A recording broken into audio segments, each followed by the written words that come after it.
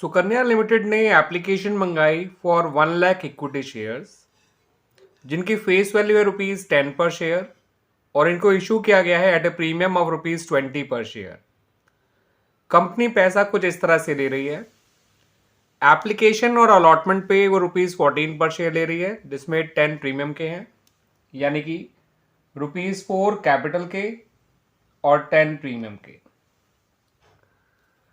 First call पे वो ले रही है ₹8 पर शेयर, यानी कि ₹3 कैपिटल के और ₹5 प्रीमियम के। और फाइनल कॉल पे वो ले रही है ₹8 पर शेयर जिसमें ₹5 पर प्रीमियम है, ₹5 पर शेयर यानी 3 कैपिटल के और 5 प्रीमियम के। ठीक है बच्चों, अब कंपनी के पास जो एप्लीकेशंस आई हैं वो आई हैं फॉर 96,000 शेयर्स, यानी कंपनी का इशू अंडर सब्सक्राइब्ड है, मगर कंपनी को 90% एप्लीकेशन से ज़्यादा एप्लीकेशन रिसीव हुई हैं।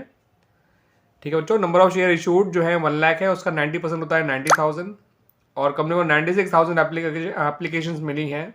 इसका मतलब ये होता है कि कंपनी को मिनिमम सब्सक्रिप्शन से ज़्यादा शेयर्स के लिए पब्लिक ने अप्लाई किया है। दैट्स वाई कंपनी इशू को आगे प्रोसीड कर सकती है। फिर उन्होंने बताया हमें कि रोहित एक शेयर होल्डर जिसपे 7,000 शेयर्स थे, उसने दोनों कॉल्स नहीं दी हैं, यानी कि इसने ना फर्स्ट कॉल दी है ना ही उसने फाइनल कॉल दी है। वहीं एक और शेयर होल्डर है जिसका नाम है नमित और जिसपे 5,000 शेयर्स हैं, उसने केवल फाइनल कॉल नहीं दी है। यानी रोहित जिसपे 7,000 शेयर्स हैं, उसने दोनों कॉल्स नहीं दी, यानी ना फर्स्ट कॉल दी ना फाइनल कॉल दी। और जो दूसरा व्यक्ति है जिसका नाम है नमित, उस पर 5,000 शेयर्स हैं और उसने सिर्फ फाइनल कॉल नहीं दी। ठीक है बच्चों, अब इनके शेयर्स जो है दोनों के शेयर्स फॉरफिट कर लिए गए, रोहित के भी और नमित के भी, यानी टोटल कंपनी ने 12,000 शेयर फॉरफिट किए हैं। But out of these shares company ने केवल 8,000 शेयर्स को ही रीइश्यू किया है, जिसमें रोहित के सारे शेयर्स हैं। और रोहित के पास कितने शेयर्स थे बच्चों? 7,000। यानी आउट ऑफ दीज 8,000 शेयर्स जो रीइश्यू किए हैं, उसमें 7,000 शेयर्स तो रोहित के हैं और बचे हुए 1,000 शेयर्स नमित के हैं। याद रखिएगा, नमित के शेयर फॉरफिट हुए हैं 5,000, लेकिन रीइश्यू किए गए हैं केवल 1,000। और रोहित के शेयर फॉरफिट भी हुए हैं 7,000 और रीइश्यू भी हुए हैं 7,000। अब इन 8,000 शेयर्स को 8,000 शेयर्स को रीइश्यू किया गया रीना को एट ₹8 पर शेयर फुली पेड अप।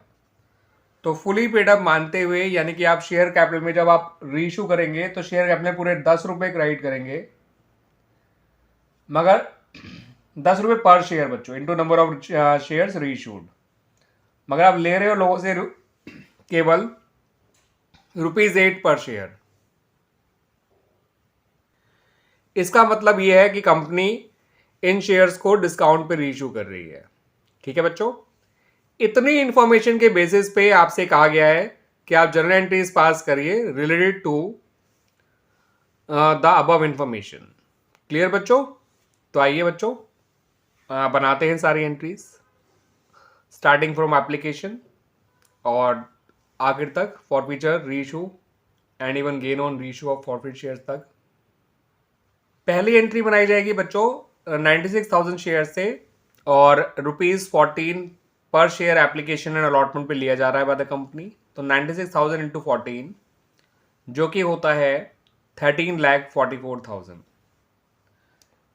तो 13,44,000 से आप पहली एंट्री बनाएंगे, bank account debit to shares application and allotment account. फिर जब कंपनी ये शेयर अलॉट कर देगी लोगों को, तो shares application and allotment account तो डेबिट हो जाएगा 13,44,000 से। शेयर कैपिटल में केवल 96,000 इंटू 4 ही जाएगा, जितना कैपिटल का पैसा है, जो कि है 3,84,000। और 96,000 इंटू 10 यानी कि 9,60,000 ये क्रेडिट किया जाएगा सिक्योरिटीज प्रीमियम अकाउंट में। क्लियर बच्चों? उसके बाद कंपनी फर्स्ट कॉल का पैसा मांगेगी और फर्स्ट कॉल हमें रिसीव करनी है, और इस बात का ध्यान रखते हुए फर्स्ट कॉल रिसीव करनी है कि फर्स्ट कॉल पे रोहित का अरियर्स भी है, क्योंकि रोहित ने फर्स्ट कॉल और फाइनल कॉल दोनों ही नहीं दी थी। तो 96,000 इंटू 8 करेंगे बच्चों, तो ये आएगा बच्चों आपका 7,68,000। ठीक है बच्चों? 96,000 इंटू 3 जाएगा कैपिटल में और इंटू 5 जाएगा सिक्योरिटीज प्रीमियम में। तो ये हो गया बच्चों 2,88,000 और ये हो गया आपका 4,80,000। क्लियर बच्चों?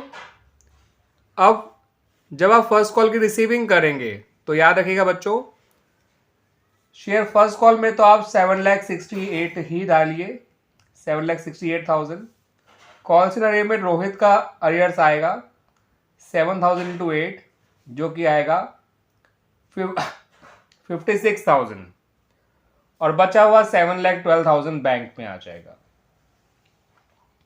आइए अब करते हैं आखिरी कॉल।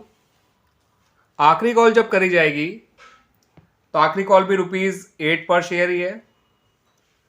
96,000 into 8 7,68,000 into 3 2,88,000 into 5 4,80,000। अब फाइनल कॉल रिसीव करते समय याद रखिएगा बच्चों, जो अरियर्स है वो रोहित का भी है और नमित का भी है। 7,000 शेयर्स रोहित के पास है, 5,000 शेयर्स नमित के पास है, तो 12,000 शेयर्स पे अरियर है, और 12,000 इंटू 8 होता है आपका बच्चों 96,000।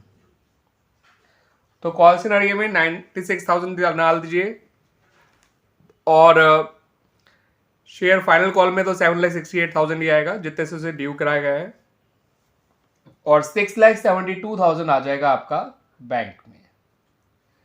तो इस तरह से बच्चों हमने सारी कॉल्स की एंट्री कर ली है। अब हमें शेयर्स फॉरफिट करने हैं रोहित और नमित के, और बेटर रहेगा कि आप इन दोनों के शेयर्स को अलग अलग फॉरफिट करें। ठीक है बच्चों? तो आइए देखते हैं फॉरफिचर की एंट्री।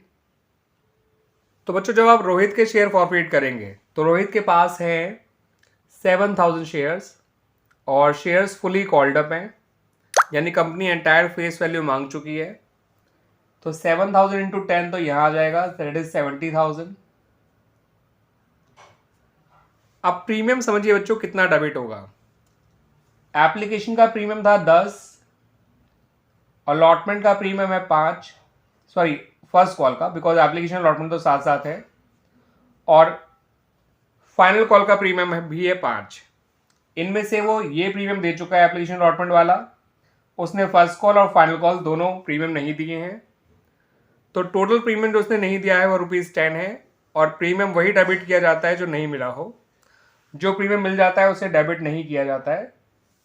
तो यहां भी आएगा 7,000 इंटू 10 70,000। कॉल सिनेरियो भी समझिएगा बच्चों, कंपनी 14 ले रही है एप्लीकेशन पे, 8 ले रही है फर्स्ट कॉल पे और 8 ले रही है फाइनल कॉल पे। इसने एप्लीकेशन अलॉटमेंट दे दी है मगर फर्स्ट कॉल और फाइनल कॉल नहीं दिया है, तो कुल मिला के इसने 16 रुपये नहीं दिए हैं, और 16 इंटू 7 होता है 1,12,000। 7,000 इंटू 16 1,12,000। अब इसका मिला हुआ पैसा समझिएगा बच्चों, एप्लीकेशन जो कि 4+10 है ये वो दे चुका है, अलॉटमेंट जो कि 3+5 है उसने नहीं दिया है, फर्स्ट एंड फाइनल कॉल जो कि 3+5 है उसने नहीं दिया है। तो जो पैसा नहीं दिया वो तो फॉरफिचर में वैसे ही नहीं आएगा। जो दिया हुआ है उसमें भी हम कैपिटल का ही पैसा लेंगे शेयर फॉरफिचर अकाउंट में, क्योंकि अगर प्रीमियम मिल जाता है तो उसका पैसा सिक्योरिटीज प्रीमियम अकाउंट में ही रहता है, हम उसे शेयर फॉरफिचर अकाउंट में ट्रांसफर नहीं करते हैं। तो 7,000 शेयर्स है रोहित के पास, 4 रुपये कैपिटल के वो दे चुका है, तो उसका मिला हुआ पैसा है 28,000। क्लियर बच्चों? आइए फॉरफिट करते हैं हम नमित के शेयर्स को। नमित पे हैं 5,000 शेयर्स, 10 रुपये का शेयर है और शेयर फुली कॉल्ड अप है। तो 5,000 इंटू 10 50,000 आ जाएगा।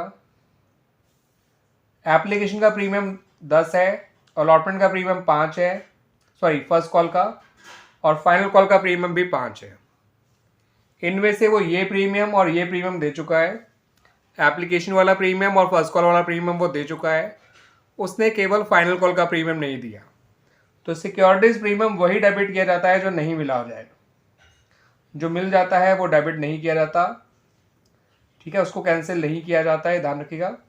तो सिक्योरिटी प्रीमियम में आएगा 5,000 इंटू 5 दैट इज 25,000। अब एप्लीकेशन 14 है, फर्स्ट कॉल 8 है, आखिरी कॉल भी 8 है, ये दो वो दे चुका है, ये उसने नहीं दिया। तो अरियर्स में वो पैसा लिखा जाता है जो नहीं मिला, यानी 5,000 इंटू 8 40,000। ठीक है बच्चों, अरियर में हर वो पैसा लिखा जाता है जो नहीं मिला हो, चाहे वो कैपिटल का है चाहे वो प्रीमियम का। ठीक है, इस बात को ध्यान रखिएगा। इस 8 रुपये में 3 कैपिटल के और 5 प्रीमियम के, यानी टोटल 8 रुपये नहीं मिले हैं। तो पूरा पैसा 8 इंटू हिज शेयर्स जो कि 5,000 है हमने लिख दिया, बट लिखा गलत है, इट इज 40,000। ठीक है बच्चों, अब आइए शेयर फॉरफीचर में क्या पैसा आएगा। इसका दिया हुआ पैसा है एप्लीकेशन का जो कि 4 + 10 है, फर्स्ट कॉल का जो कि 3 + 5 है, फाइनल कॉल इसने दी नहीं तो उसकी बात ही नहीं करते हैं। अब जो मिला हुआ पैसा है उसमें प्रीमियम का 15 रुपये है, और प्रीमियम का पैसा अगर मिल चुका होता है तो वो सिक्योरिटीज प्रीमियम अकाउंट में रहता है, उसको शेयर फॉरफीचर अकाउंट में ट्रांसफर नहीं किया जाता। तो उसका पैसा जो मिल चुका है और जो शेयर फॉरफीचर में जाएगा वो है 4 रुपये और ये 3 रुपये जो कैपिटल से रिलेटेड है, यानी टोटल 7 रुपये है जो शेयर फॉरफीचर अकाउंट में जाएगा, और 7 into 5 7 rupees into 5,000 that is ₹35,000।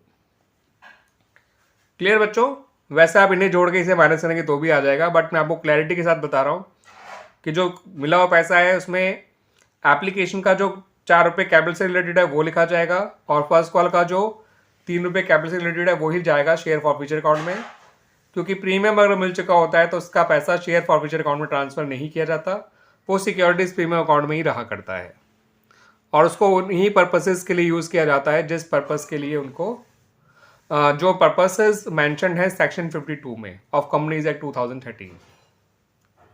ठीक है बच्चों, अब आपको पता है केवल 8,000 शेयर्स को ही रीइशू किया गया था बाय द कंपनी, और ये 8,000 शेयर्स ₹8 पर शेयर के रीइशू करे गए थे।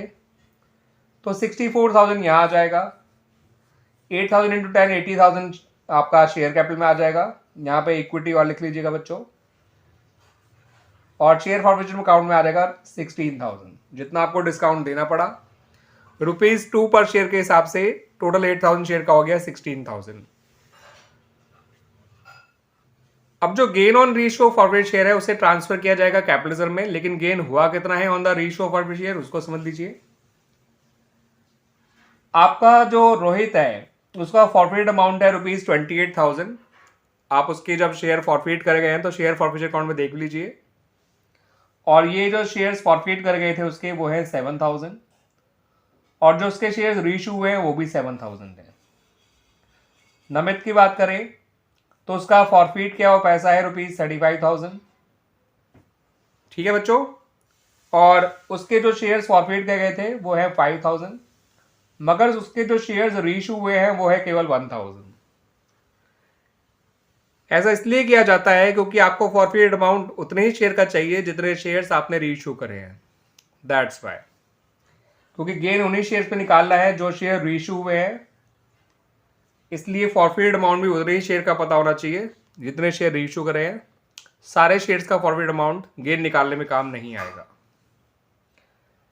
तो इससे बच्चों इन पूरे 8,000 शेयर्स का फॉरफीट अमाउंट निकल आया जो कि रीइशू किए गए बाय द कंपनी, और इन 8,000 शेयर्स के रीइशू पे जितना डिस्काउंट अलाउ किया गया है बाय द कंपनी उसे माइनस कर दीजिए।